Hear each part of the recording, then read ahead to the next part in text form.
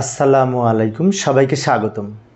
ICT বিষয়ের যে 101 সংখ্যাটি 10 ভিত্তিক দশমিক সংখ্যা, এটার বাইনারি মান কত হবে? অনেক সহজ, লক্ষ্য করি। তো এই দশমিক হতে বাইনারি করার জন্য এই দশমিক সংখ্যাটিকে এখানে লিখে নিব।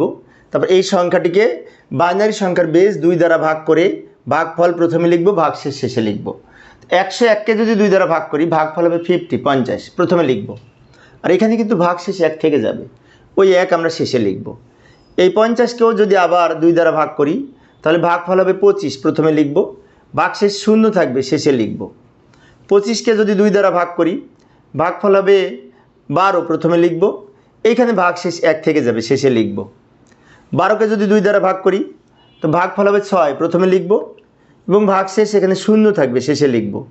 6কে যদি 2 দ্বারা ভাগ করি, ভাগফল 3 হবে প্রথমে লিখব, ভাগশেষ 0 থাকবে শেষে লিখব।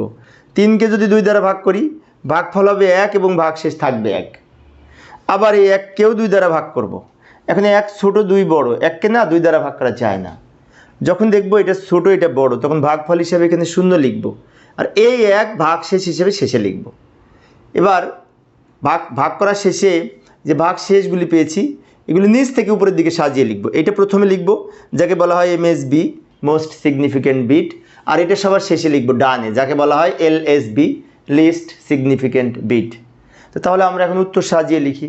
এই প্রশ্নটা এখানে লিখলাম সমান এই 1 আগে লিখব, তারপরে এই 1, এই 0, এই 0, এই 1, এই 0, এই 1, ব্র্যাকেট দিয়ে ভিত্তি হিসেবে আমরা লিখব 2, কারণ যেহেতু এটি বাইনারি সংখ্যা, বাইনারি সংখ্যার বেস 2 লিখতে হবে।